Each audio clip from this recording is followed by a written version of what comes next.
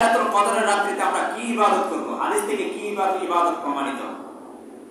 লাইলাতুল কদরের রাত্রিতে আমরা বেশি বেশি পরিমাণে সালাত অবশ্যই আদায় করব, জিকির, আজকার, কোরআন তেলাওয়াত এটা তো করব। পাশাপাশি হাদিসের মধ্যে সরাসরি একটা দোয়ার কথা এসেছে। আমাদের আয়েশা রাদিয়াল্লাহু তাআলা আনহা নবী আলাইহিস সালাতু ওয়াসসালামকে বলেছেন, ও আল্লাহর নবী, আমি যদি লাইলাতুল কদর পেয়ে যাই সেই রাত্রিতে আমি কি ইবাদত করব? নবী আলাইহিস সালাতু ওয়াসসালাম আমাদের আয়েশা রাদিয়াল্লাহু তাআলা আনহাকে বলেছিলেন, তিরমিজি শরীফে 3513 নম্বর হাদিস এটা।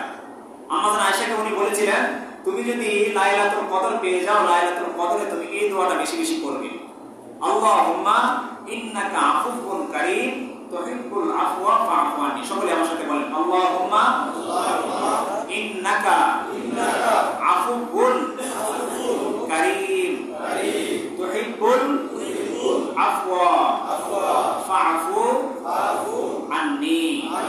এর অর্থ কি? নবীজি বলেন যে, হে আল্লাহ, নিশ্চয় তুমি সম্মানিত ক্ষমাশীল, ইন্নাকা আফুউন কারীম, সম্মানিত দয়ালু, ফা'ফু আননি, তুমি দয়া করাকে, তুমি ক্ষমা করাকে পছন্দ করো, তুহিব্বুল আফওয়া, ক্ষমা করে দেওয়া এই গুণটাকে তুমি পছন্দ করো, ফা'ফু আননি, সুতরাং আজকের এই রাত্রিতে তুমি আমাকে মাফ করে দাও।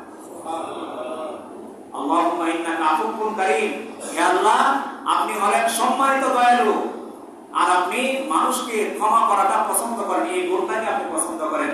সুতরাং এই রাত্রিতে ফা'ফু আননি, আপনি আমার অতীতের সমস্ত গুনাহগুলো মাফ করে দেন। এই দোয়াটা আমরা আজকে রাতে বেশি বেশি করতে পারবো না ইনশাআল্লাহ। যে কোনো বেজোর রাত্রিতে, আজকে 21তম রজনী, 23তম রজনী, 24তম, এই শেষ দশকের প্রতিটা রজনীতে আমি আপনি এই কাজগুলো বেশি করবো। আল্লাহুম্মা ইন্নাকা আফুউন কারীম তুহিব্বুল আফওয়া ফা'ফু আননি।